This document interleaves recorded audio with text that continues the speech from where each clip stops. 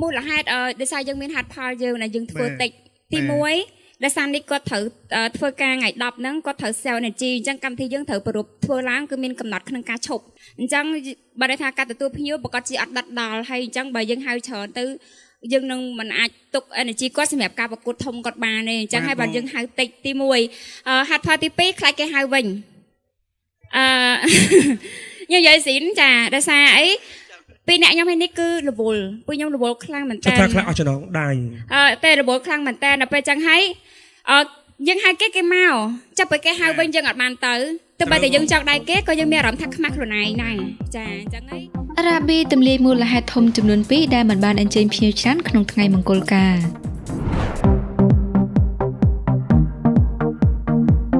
ស្រាបៀគ្រុតរូបរាងថ្មីរឹតតែទាន់សម័យរឹតតែចង់គោះនៅតែលុយពិសាដោយការទទួលខុសត្រូវ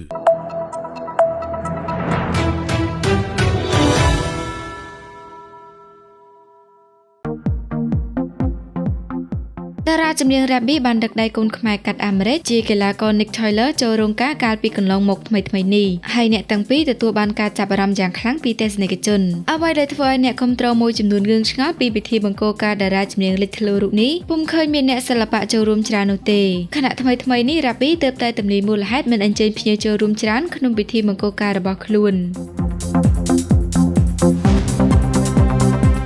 នៅក្នុងកម្មវិធីចុះមួយតារាចម្រៀង Rabby ម្ចាស់បាត់មន់ស្រែបានទម្លាយមូលហេតុធំចំនួន2ដែលនាងនិងស្វាមីមិនអញ្ជើញភ្ញៀវច្រើនចូលរួមពិធីមង្គលការរបស់អ្នកទាំងពីរកាលពីថ្ងៃទី9ខែឧសភាកន្លងមកនេះ Rabby បានចែករំលែកថាហេតុផលទី1គឺដោយសារតែ Nick ត្រូវបំពេញការងារនៅថ្ងៃទី10ដូច្នេះត្រូវការរក្សាថាមពលដោយកម្មវិធីត្រូវប្រារព្ធឡើងគឺមានការកំណត់ក្នុងការឈប់ត្រឹមម៉ោង11យប់ត្រូវបញ្ឈប់ទាំងអស់ដើម្បីយកកម្លាំងទៅគេង Rabby បន្តទៀតថាការណាហៅភ្ញៀវច្រើនត្រូវទទួលភ្ញៀវច្រើនហើយ Nick មិនពិសាស្រាទេដូច្នេះការទទួលភ្ញៀវប្រកាន់ជាមិនដិតដល់បើហៅភ្ញៀវច្រើនមិនអាចរក្សាកម្លាំងរបស់អ្នកក្នុងការប្រកួតបាននោះទេ